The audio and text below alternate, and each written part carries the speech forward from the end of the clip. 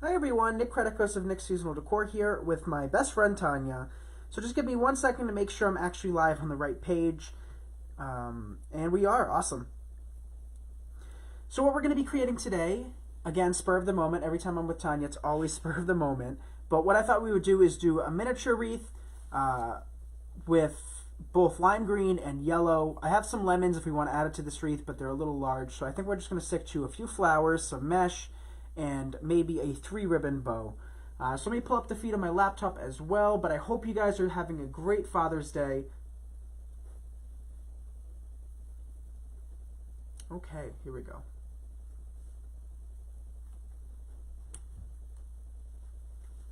So we're gonna start off by cutting some of the mesh. And we do have a 10 to 15 inch work wreath here today. And I think these have 11 twist ties, but I'm not quite certain. So do you want to just count how many sets there are of that? Like these? Yep. Okay. So these count as one. Okay. All right. Okay. Hello from Wisconsin. Hi. So the mesh we're using today, hi Nick, good to catch you live. Thank you for being here. We're using a fabric mesh today. This is one of my favorites. And for those of you that have seen the watermelon themed wreath, this is the exact same plaid ribbon mesh that we used, except we used fuchsia and lime green.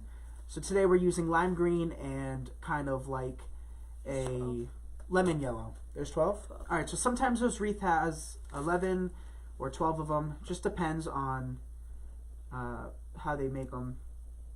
All right, there we go. All right, so we're going to cut the mesh, I think about 16 to 18 inches long. Do you actually want to open those up too? Yeah. Just by separating them? So what I like to do before I start the wreath is have all my twist ties open. So when I go to add the mesh, they're all open. I don't have to sit there and fiddle with them. Hi everybody. So if you guys don't mind taking a second and sharing this video, I greatly appreciate it. It's always funny to have more people on, especially with Tanya, because you never quite know what's going to happen. You don't. You really don't. So this is really nice fabric mesh. I really like it. Oh, that was quick. And I'm going to cut it about 16 to 18 inches long. And we did put a fresh blade, so that's why I'm going to be cutting it today. This is a very sharp blade. But even the dull blades, if you get used to using a rotary cutter, you're still able to use them for a very long time. I think the only time blades aren't good is if you're using them to cut ribbon or anything like that, where it gets little nicks in it, little holes in the metal. Okay, we'll just throw that over there.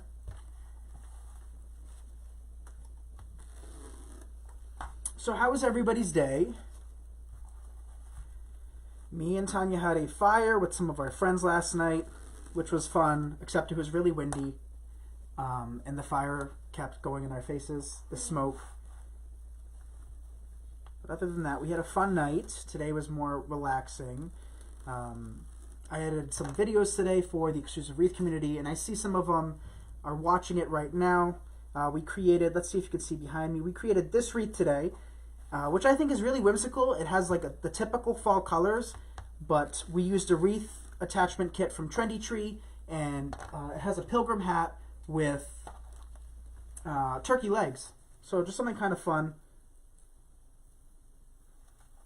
Different. I don't know how many I'm cutting. I started counting, but I lost count. Is the maid one? I mean, it's that. Yep. Oh. Yeah, and then I just moved it back. It's always a slight delay. It's rainy here today too, really cloudy. It was pouring out earlier when I went to Michael's. So now what we're going to do is we're going to be doing the ruffle technique for this. One question I get always asked a lot is how do we keep the central portion open so we kind of have like a donut effect wreath? And for such a small wreath, I never even consider it. I never try to have an opening in the middle. If anything, when I design small wreaths like this, I use them to my advantage for my small signs. Often we find signs that we love and can't use them elsewhere, especially in larger wreaths where they just look kind of awkward. So designs like this are perfect for your smaller signs that are about 4 to 6 inches wide and tall. So we're just doing the ruffle technique. And I'm just placing one piece of mesh inside of each twist. We're kind of doing an early live tonight. We usually do them later. I feel like. I don't even know what time it is. What time is it? It is... Where'd the time go? No, where did the time go? That's right. 8:35. 8:35. Hi, Kendall. Oh, is her head's... Oh, no. We got back on the camera. There we go. Hi, Kendall.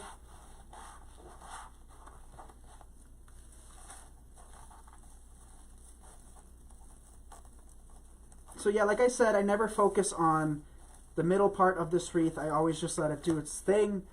And then I just add a smaller sign if I have one. And I don't think we're going to be adding a sign to today's wreath. Hi, Nick. Love watching you. Thank you, Susan. I appreciate that.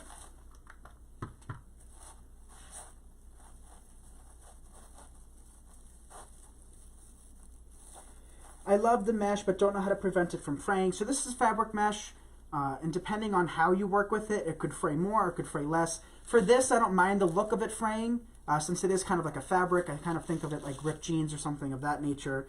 But if we're using premium deco mesh, which has tinsel and that frays, I'm just not a big fan of it fraying. So what people often do is they roll it in on itself. But always what I typically do is, the way I hold it is that all of the fraying parts that would fray are kind of underneath the wreath. But mesh, I mean, there's only so much you can do. The best thing is to do very clean cuts. So make sure your blade's sharp or your scissors are very, very sharp. Don't use any dull materials to cut the mesh. Same with your ribbon. That's how you get kind of blunt edges and it all looks like tattered and stuff like that. So this mesh came most likely from Trendy Tree, and they may pop on later and I'll ask them to share the link for it, but they did carry this in the fuchsia and the lime green.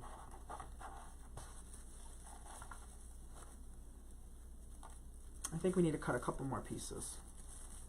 I think we're short. Yep, we're short 3. 3 out of the 12. There might be 2 after this one.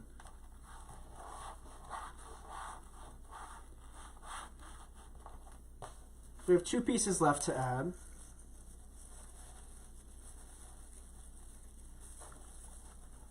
Hi, Mary. Oh, nope, we do have 3. Wow. So 3 pieces left, and then we can start decorating it.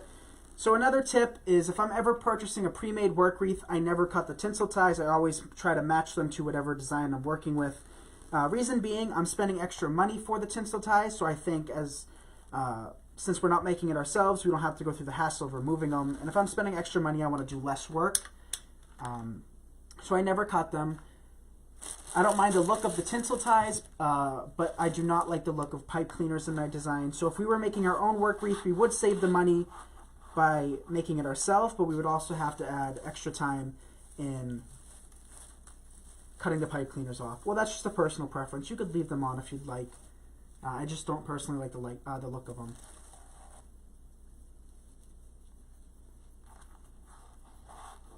This work wreath is a 10 to 15 inch work wreath. So it's one of those little smaller ones, and I think these are perfect for bathrooms, for smaller doors, for cabinets. These would also look really nice in smaller windows, in every single window outside. And if you guys would like to see that, maybe this summer I will do that for my house. Put one wreath like this with nothing on it. I don't think it needs anything on it. On every one of my windows, and kind of see how that looks.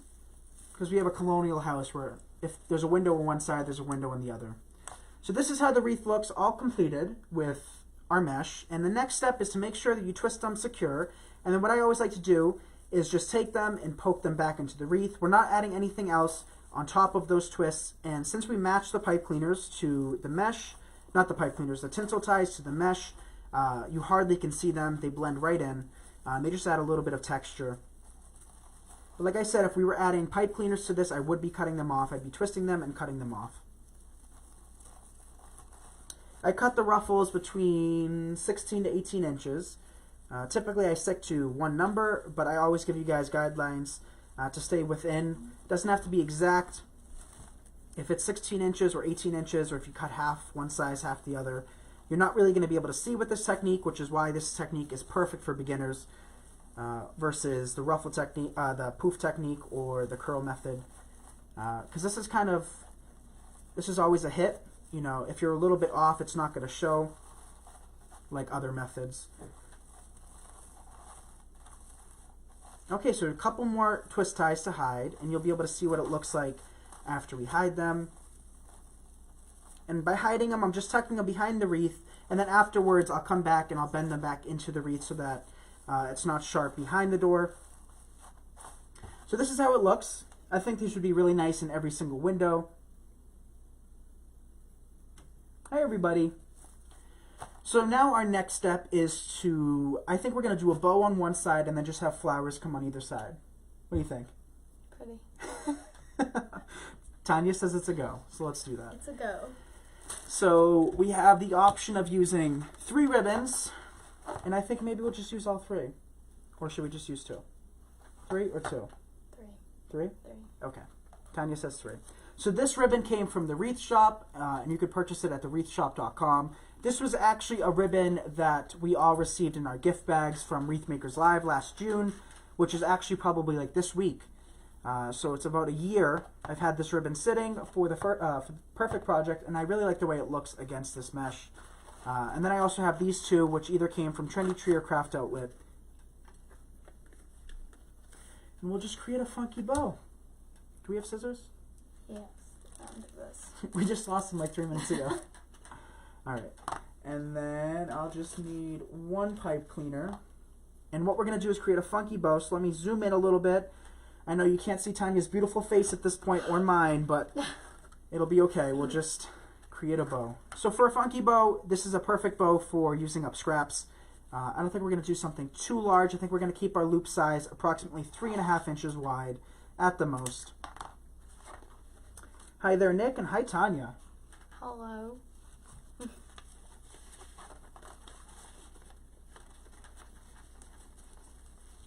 So if you want to see exactly what I'm doing more in depth, I do have 2 bow tutorials. I have a traditional bow tutorial on both Facebook and YouTube.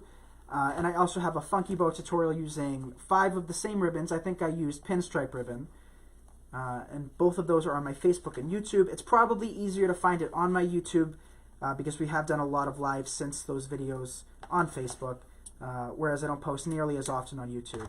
But if you guys don't mind either liking this video or sharing this video, I greatly appreciate it. I do have an Instagram that I post stories to pretty much every single day. So if you want to check that out, or YouTube, I would appreciate that greatly. Hello from Michigan. Hello.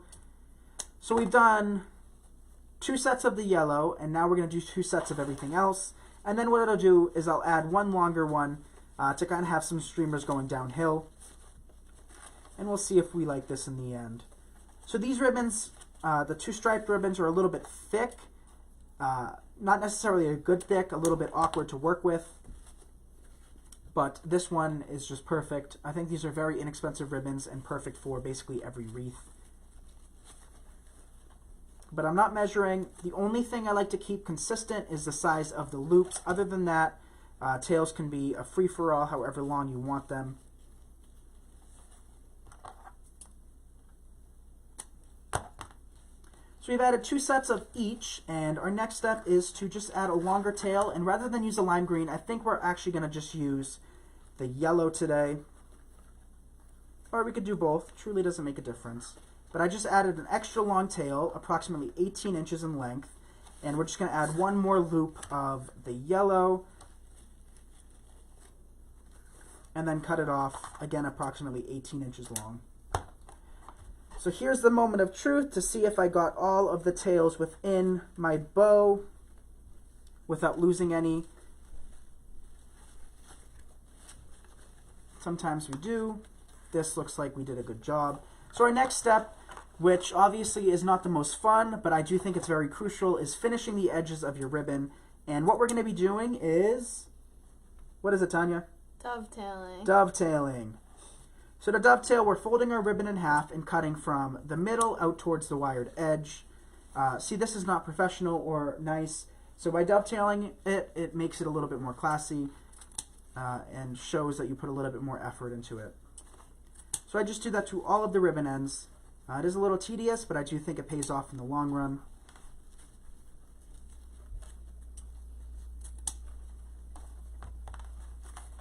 Okay, a couple more tails, and then we're good to go with adding some flowers.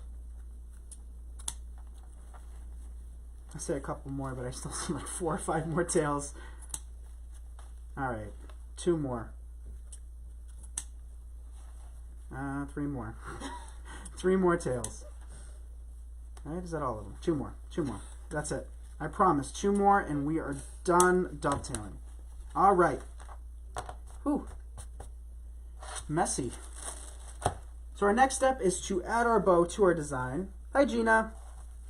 Add our bow to our design, and the most critical part when adding things like this with an extra wire is to always make sure you're attaching it directly to the work wreath and not just the mesh.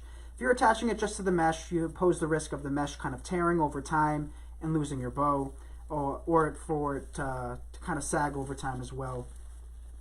So our next step is to pull our tails, our long ones, downhill and start opening up our loops and our tails and separating them all and making it very pretty.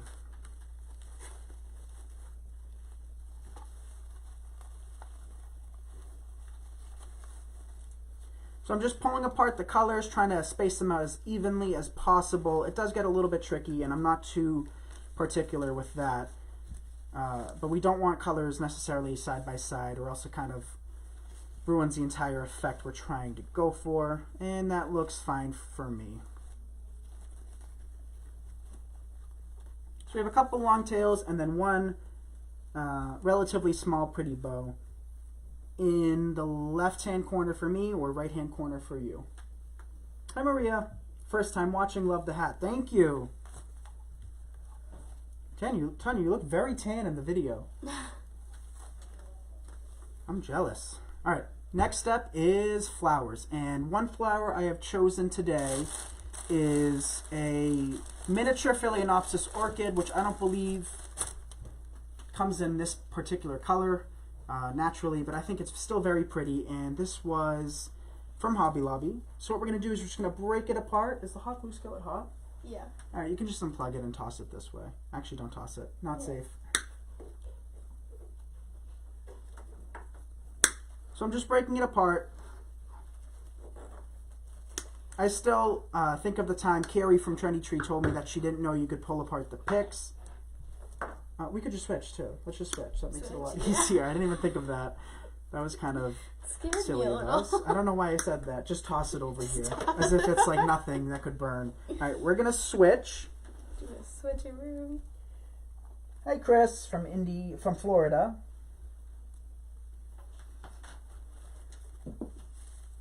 Hi, Tammy. Alright, so I have fall stuff everywhere. Right now we're kind of doing summer cleaning, if you will, and switching out everything because we are going to be doing some designs for Christmas in July as our Christmas in July stuff approaches.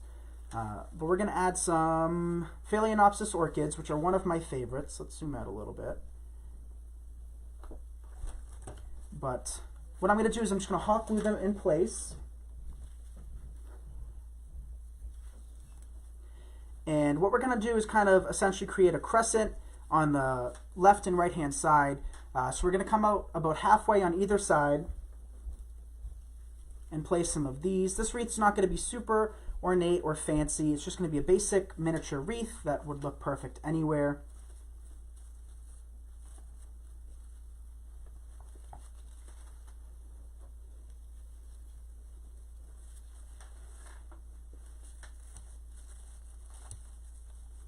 But these flowers are very lightweight, and they come in all sorts of colors from Hobby Lobby.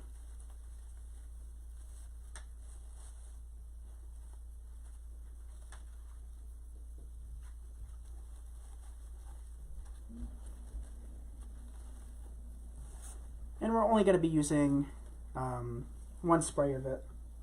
I don't think we need any more in this. And we could add some foliage and some other flowers.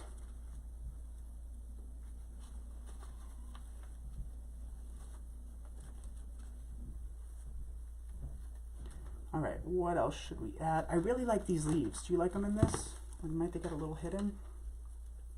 Yeah, you won't be able to see those against that. We'll just add some daisies. These are just basic daisies we picked up, probably from Hobby Lobby as well.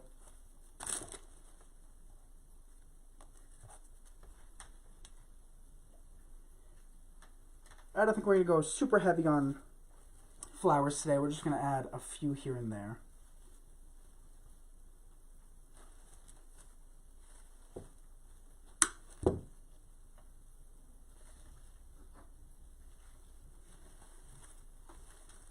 Do you spray your wreaths with anything to preserve them, and if so, what do you use? That's a great question. So I never ever preserve my wreaths with any sprays. I know Krylon comes out with something that, you know, is like UV resistant and weather resistant. None of these things should really last forever. When you actually think about it, you know, these are outside for the most part. A lot of people don't have sheltered porches or anything that they keep them under any overhangs or anything of that nature. So these things shouldn't really last forever. And if you're trying to make them last forever, your best bet is keeping them indoors, away from sunlight. But no, I don't spray my wreaths with anything. Nor really recommend it. I don't think it really gets you anywhere. Okay, so we have one more daisy left. But just a very simple little wreath. Actually, you know what would look kind of cute in this? Actually, wait a second. Let's see if I can find it, first of all. Tanya, keep them company. How's everyone's night?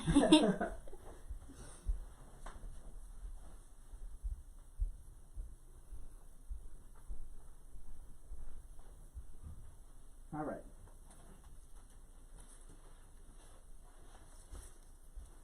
What is in the black bowl? Oh, that's the glue skillet. Yep, right? that's the glue skillet. It might be too big. Oh, darn. So this came from Wreath Makers Live last year, from the wreathshop.com as well. But, hey, maybe. It's kind of cute. I'm not going to attach it, but you could do something like that. Sort of. If you want. Totally up to you. But this sign says lemonade. And you guys know I love working with lemons for summer and spring. Good, how about you? Wait, what? Somebody said good, how about you? Oh, I'm good. All right.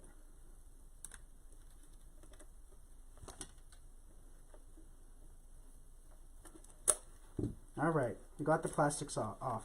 So now maybe you could see without the glare. But this is just a typical little metal sign. Again, the Wreath Shop has these for sale. You know what? We'll attach it. So to attach it, I'm just going to be using some pipe cleaners.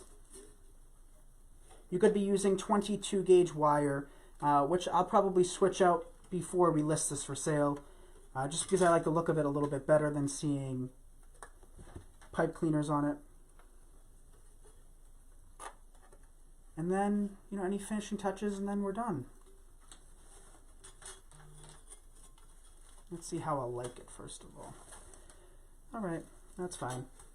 So now we're just going to attach the sign directly to the metal frame. I know, I love this sign too.